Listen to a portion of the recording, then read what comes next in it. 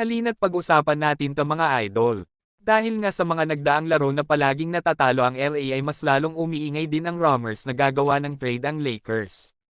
Nagsimula din kasi ito noong manalo sila sa in-season tournaments kung saan ay bibigyan umano ang Lakers ng spot sa playoffs, na kahit hindi na nga nila seryosohin itong buong regular season ay automatic na pasok na sila, at ang pangalawa ay ang madalas na issue ng trade tuwing matatalo ang Lakers na isa nga sa mga target na nila noon pa ay itong si Zach LaVine, Alex Caruso at DeMar DeRozan.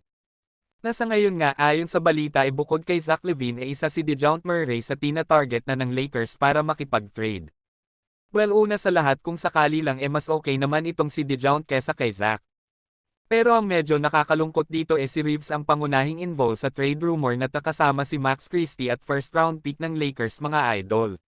Alam naman natin na sa una pa lang walang plano na bitawan ng Lakers si Reeves, pero sa nangyayari ngayon na nailagay na nila si D'Lo sa second unit nakakatakot isipin na baka nga ay let go na nila si Reeves dahil hindi pwedeng dalawa ulit sila ni D'Lo sa bench.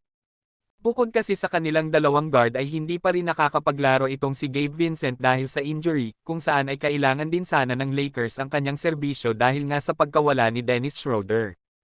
At sa loob ng 5 game na inilaro nitong si Gabe Vincent ay nag-average nga ito ng 5.4 points, 1 rebound at 3 assists per game at may shooting na 11.8% mula sa 3-point area, at bukod dyan ay bad news pa rin sa Lakers dahil aabutin pa ng 6 to 8 weeks bago ito makapaglaro ulit sa Lakers dahil sa isa sa ilalim ito sa knee surgery katulad din ng nangyari noon kay Kendrick Nunn. Well, gusto ko pa rin si Reeves sa Lakers at napaka-solid niyang backup from bench. Na kung titingnan nga natin ang naging laro ni Murray ngayong season ay medyo nagkaroon nga ng decline sa kanyang stats mga idol, subalit decent pa rin ito na 20.3 points, 4.4 rebounds and 5 assists per game. Ngunit ang best asset nga sa kanya ay ang kanyang depensa kontra sa iba pang mga guard ngayon sa NBA, at kakaiba din ang kanyang playing style dahil isa nga siyang triple-double threat na player, bata pa at madepensa. Bukod dyan mga idol ay malapit na nga din siya noon pa man sa 4-time MVP na si LeBron James, kaya kung matutuloy man ang trade na ito ay walang duda na maagang makakasabay ito sa chemistry ng Lakers. Kayo ba mga idol, payag ba kayo na bitawan na ng Lakers si Austin Reeves at Max Christie kapalit nitong si Murray?